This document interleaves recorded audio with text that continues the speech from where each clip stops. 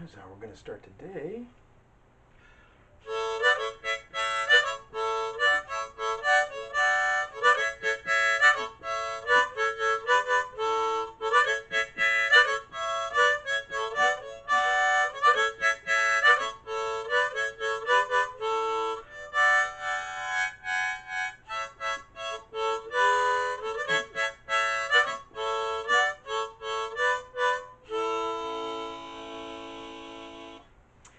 Now don't get excited because that's the only thing I can play on a harmonica. Okay, so what we're doing, of course, we're in the heart of Antebellum America, the dynamic growth of Antebellum America, the territorial expansion component of Antebellum America, and I'm telling you about the various frontiers. I told you about Dr. Hine, of course. He uses this concept of the frontiers, looking kind of why people went to the West, more than just motorcycle going by. Anyway, more than just the just the expansion itself, essentially. And he finds a number of frontiers that he wants to highlight for us. There's the government frontier. The government frontier, of course, is the frontier of Thomas Jefferson wanting to expand for the farmers' democracy, the Louisiana Purchase, Lewis and Clark expeditions, Zebulon Pike, and the rest of them doing their particular business. That is followed fairly quickly by the fur trade frontier, of course. It's Jedediah Smith and friends hunting beaver, pushing farther and farther. Jedediah Smith, of course, pushing all the way through California, the Pacific Ocean, becoming kind of pathfinders to open the door as they're seeking the beavers that they're going to turn into hats, essentially. There was the land speculation frontier, kind of the boring frontier, but really important. Individual wealthy Americans buying land from the federal government, turning around and basically opening it up and developing it as far as the settlers were concerned. And then finally, there's the settlement frontier. And the settlement frontier is most dramatic in places like Texas and Oregon and California, where the settlers move into places that really aren't part of the United States. Well, they aren't. And they kind of take them over and they turn around and hand them back to the United States. That's what makes the settlement frontier kind of dynamic, really important. Well, the last of the antebellum frontiers, and in History 102, there's more frontiers that you have to talk about. But the last of the antebellum frontiers is the mining frontier. And the mining frontier is extraordinarily dramatic and unique kind of in its manifestation, just powerful in its expression.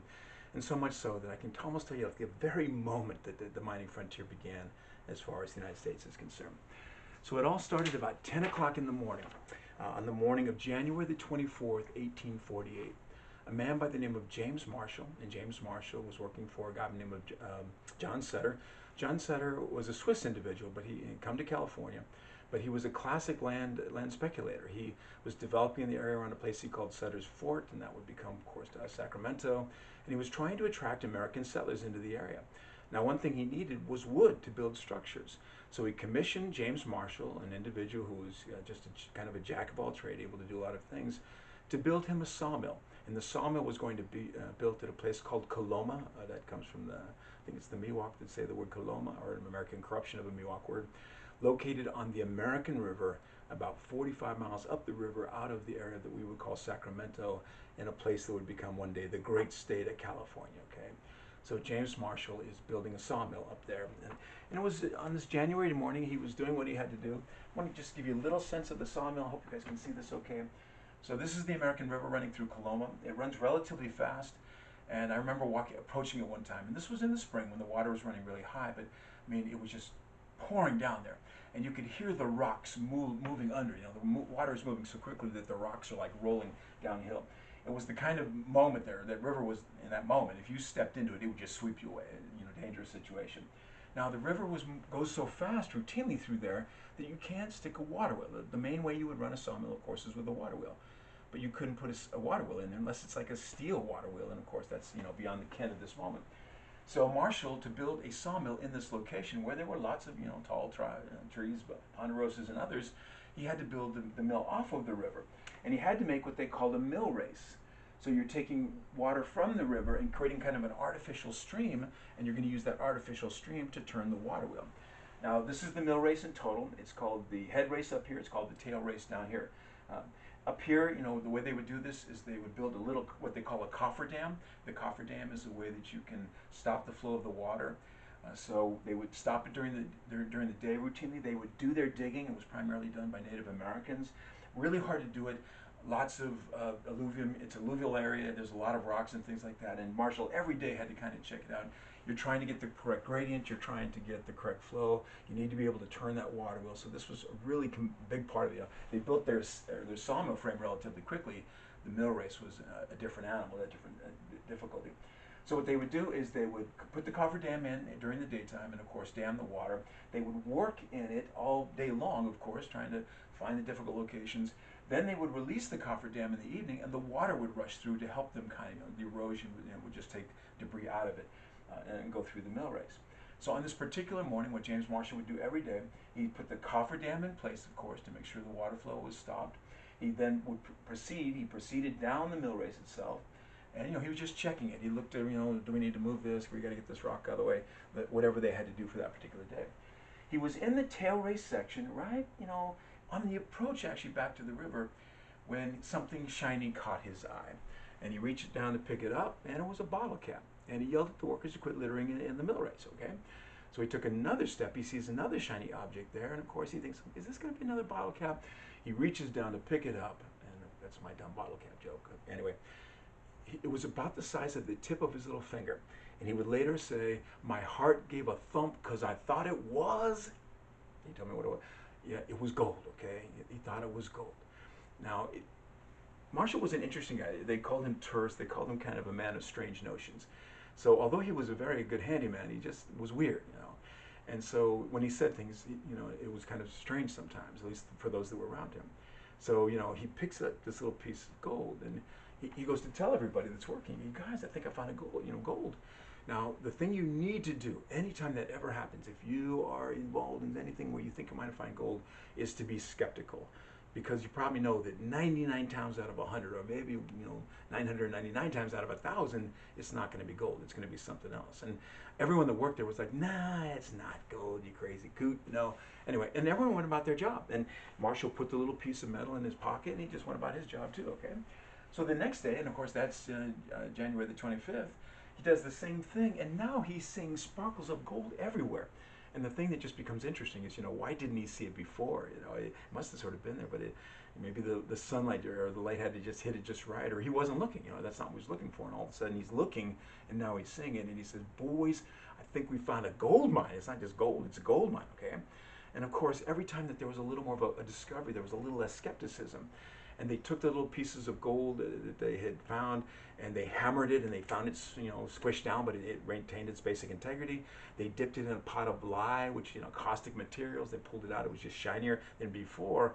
And increasingly, of course, the notion begins to be that, this is gold. Now, I just want to tell you really quickly what James Marshall had run into. We call it the Mother Lode of California. And the Mother Lode of California is the largest precious metal find in the entire contiguous United States. It's about a 120-mile line that runs through the foothills of the Sierra Nevada, and it's about, the actual location of the gold is, as it surfaces at least, is about 120 miles north and south, and about 2 miles east and west. So it's just this thin area. It's where the erosion has run into this area where a hydrothermal process had occurred much earlier. A big, huge what do we call it? Batholith of rock had come up, magma had come up, not reaching the surface. When the water would seep down, of course, the water would boil as soon as it hit the magma. There'd be a chemical reaction that would occur, and different minerals would form, of course, through that. And then often the gold would kind of just go right back up to little narrow crevices where the water had come down before. And anyway, what had happened is the Sierra Nevada rise up, and it exposed this area that had been impacted and began to create an erosion area. And you have the two kinds of, it's called a lode. A lode is where the precious metal is. And the lode is what's down in the earth, of course. Those are the veins of gold, but also that stuff that had eroded. It hits the surface, it begins to erode down to. So that was called the placer gold. And the placer gold was the gold that was in the stream beds. And that placer gold actually goes all the way to the Golden Gate. Just the erosion zone for that area would take you all the way ultimately to the Pacific Ocean. And this was just sitting there, and no one had ever noticed it before. And of course, Sutter wondered why the Indians had noticed, but they didn't care. It wasn't anything important to them. But all of a sudden, of course, here's James Marshall in making this realization. Well, he finally decided he had to tell Mr. Sutter. So he goes down to Sutter's mill, and he wants to tell Mr. Sutter, but he's concerned that this is really important information that he wants to keep secret. So he says, Mr. Sutter, I have to tell you something really important. Can I talk to you in private? And the two of them go into Sutter's office there, and Marshall is reaching in his pocket to pull something out, and all of a sudden, like, someone burst in, and he gets freaks out, and finally, and Sutter's kind of freaked out too. What's going on here? And they finally lock the door, and Sutter pulls out in this little thing. He says, "It's yellow metal. I think it might be gold." And Sutter intriguingly treated this much more like an academic, issue. He said, let's see. He pulled out, I think he had an Encyclopedia Americana, and he saw that there were various tests for gold, and one was called the Aquafortis test, I think is what it was called. I can't remember exactly. Not Aquavelva, Aquafortis test. And he said, this does appear to be gold. It's 23 karat gold. I mean, at least by the measurements that he could do. And of course, Marshall's about ready to jump out of his skin. Well, let's go up there. And it was, late in the evening, and it was raining. And Marshall said, we'll go there tomorrow. I mean, Sutter said, well, we'll go there tomorrow. Marshall actually took off, had to spend the night under a tree, and Sutter would come up the next day. And that day, the men would spend, all those that were in the construction crew would spend the whole day scouring the mill race. And they came up with a nice little palm full of gold. And Sutter would take that gold and he would turn it into a ring and inscribe it, of course, the first gold found in California. It's not exactly true. There had been some gold found somewhat earlier in Southern California, just a little part of it, but it is the first gold, of course, that will lead to just this monumental moment. Now, one of the intriguing things about that discovery was that Sutter and Marshall decided to keep it secret, and the men that were working there. And they were worried that the mill might not be constructed, and that seems so interesting given that, all of a sudden there's gold there. And they actually did finish that mill. It's pretty amazing. It took them until, I think, later part of March or something to finish the mill, but they did finish it. But every day, less time for the men working on the mill and more time for the men, looking for, of course, the source of all evil. Of course, they're going to start to look for gold as much as they could. Now, you all know that there are secrets that can be kept and there are secrets that just will not be sustained. And of course, word of gold began to spread, and it spreads to first the towns and villages of California. That's the first place. The Americans had recently taken over California. There was still a substantial California population, and it's still very sleepy, basically. But two places like Monterey, ultimately San Francisco, and even to the south, the word of gold will begin to come. And in the first instance, of course, met with tremendous skepticism. And then almost, as soon as the gold appeared in real form, oh, look, here's real gold, then the attitudes begin to change. And it creates the kind of first dynamic of the gold rush, and that dynamic is of the local people. And we might want to call them the 48ers, because 1848 is the first moment that there's any kind of significant action in response to the gold. We've got about 5,000 people from California who are starting to go into the gold fields and begin to develop the kind of apparatus and understanding. One thing that wasn't clear was whose gold was it. And it basically became, first come, first serve. I mean, that's one of the things and the techniques of mining and all those things began to develop. It would have been the best time ever to go to California. I guess the best time ever if you can time travel is even before that, right? When nobody knows. But, in 1848, after that initial discovery, the gold is just sort of sitting there, and no one's done anything about it. And there are stories of individuals who are like, taking their knife and cutting a piece of meat or something while they're eating lunch, and they drop their knife down in a crack between the rocks, and they reach down to pick it up, and they pick up a golf ball-sized nugget or something like that. It was a time of a lot of just little pieces of gold that were simply visible in the streams and areas that they would begin to look into. And so in that moment, the return was high, of course, the wealth was almost instantaneous, and if you could have done it, get all you can right there and then get the hell out of there. But the word will begin to spread, and of course it spread in areas of proximity first. It spread to Oregon. You see people from Oregon coming. It spreads to Mexico. You see Sonorans coming from Mexico. It spreads to Hawaii. You see Hawaiians beginning to come. The word is spreading. Now the word will finally get to the East Coast of the United States in kind of the fall of 1848. And we see in the newspapers these little minimal kind of, notices, reports of gold discovered in California, something like that. And not taking terribly seriously, because I told you, whenever anyone talks about gold, it's like, it's the way you protect yourself by being skeptical, or otherwise you're going to be a fool. But over time, of course, the reports became increased. Thomas O. Larkin was a major player in the area of Monterey. He sends a letter back. He was known for his honesty. He said, I wouldn't believe it either, but this is it. But the critical thing was that the military governor of California sent a letter to James Polk, and this guy was a no-nonsense military person. And he sent a letter with, I can't remember exactly what it was, like 1,000 troy ounces of gold or something. So gold, not just, of course, the letter, but the gold. And he says, there is gold in California. So James Polk then will issue a letter to Congress. And the letter says, authenticated accounts of significant amounts of gold in California. And when in doing that, what happens is the word begins to spread across the East Coast, and it generated what became known as the gold fever. This extraordinary contagious notion of there's gold in California, of course, and we're going to want to get there. Now it will generate, of course, an action. And it's interesting that more than the gold of California, the way we designate this is the action of getting there. So all of this, and I hope you guys have a sense of this already, will be motivating this extraordinary activity, which really, second to the Civil War, is the biggest event of the 19th century in some ways. Yeah? Mass mobilization of the population, mass activity, of course, huge impact upon America. But it will generate in 1849 something that we call the gold rush. And of course, the gold rush is a potential identification. I hope you put a little bit of the stuff I've told you before, who founds it, when the gold found it, all that kind of stuff into your identification. So it's interesting though that we call this using the fact that people are going to California. I will tell you that it is a rush to California. There's no doubt about that. Over the next 4 or 5 years, over 400,000 people will go to California. 400,000 Americans, and others too from other countries. I mean, the world rushed in. It wasn't just Americans. The world kind of rushed to California. But it was the largest mass mobilization of Americans up until the Civil War. I mean, there'd never been anything quite like that, okay? As they began. In that first year, it was 100,000 people, but every year more people would come as the objective began to go to California to get rich. Now, because it's the gold rush, of course, what I want you to be aware of is how they got there. So there were essentially 3 ways to go, and one was, I'm going to say, via Cape Horn. So unfortunately, I don't have my map up right now. I realize that would have been a good thing.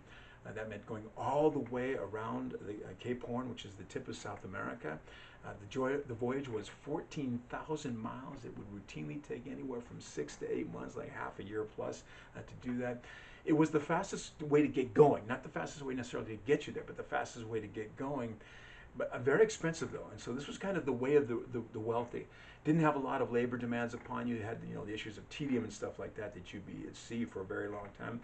Those who went though kind of enjoyed their voyages. Often they got to stop at exotic ports. They're going to stop in Grenada. They're going to stop in Sao Paulo. They're going to stop in Peru. They're going to, on their way. Sometimes even the Hawaiian Islands on their way to California. Anyway, but this was the way that you could go. And we think in that first year about 18,000 people went via Cape Horn. A somewhat shorter route, which looked good on paper at least, was via Panama. So the way you would do this is you take a steamship down to the Isthmus of Panama. There was no canal at that time. You would take a boat up the Chagres River, and at some point you might have to even be in a canoe. And you get to a point where then you had to go overland to the Pacific Ocean. The whole distance across the isthmus is around somewhat less than 90 miles, I think, or just around 90 miles. So part of it you could do by boat, part of it you had to do kind of through the jungle on the trails. And the problem with Panama was that you'd get in there, of course, you have to take multiple trips, sometimes like backpacking your stuff across, finally to the Pacific coast, subject to the problems of mosquitoes, of course, yellow fever, malaria. Lots of people died in Panama. It was a rough go. And then you'd get onto the Pacific. In the beginning, there's like, there's what ship is going to be out there? It's like you put your thumb out and hope that someone's going to pick you up. It didn't have any kind of regular component to it. But ultimately, it will become the major way to go both there and back, during this period, especially going back.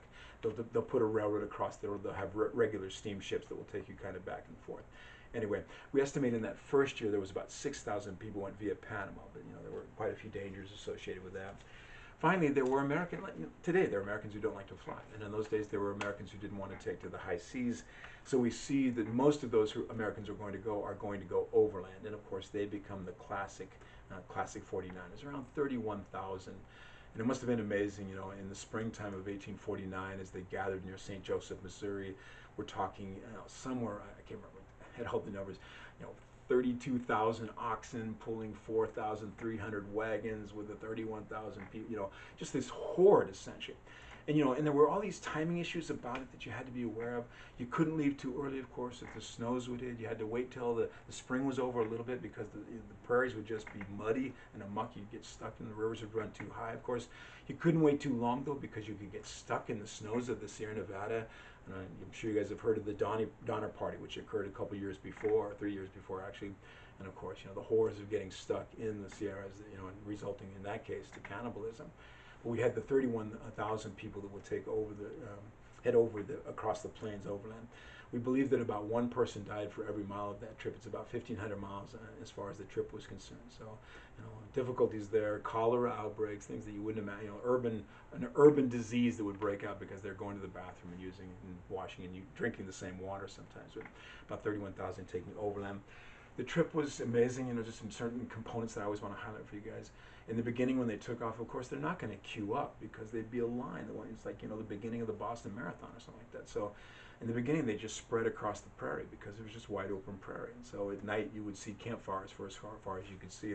Over time, of course, it did begin to queue up. It's the same way that you'd create a long line in a marathon. And as soon as you get through the mountainous area, of course, there was usually only one way that you could go. So that's the way it'd have to happen. They saw very few buffalo on the route because the buffalo were smart enough to kind of vacate the premises. They saw very few Native Americans because the Native Americans realized this is not a good situation for them either. That's not something they would see. The suffering was mostly towards the end of the trip. They would be heading, I don't know how much you guys can see on the map over here, but here's one you kind of come across. Here's going up into South Pass, you go into Utah, the northern part, into Nevada, and ultimately dipping down towards California. One of the areas right there is called the Humboldt River Valley, and it had there's a river there, but it's a brackish river that would do damage to the animals, and you had to keep the animals away, or they might stampede to get to the water.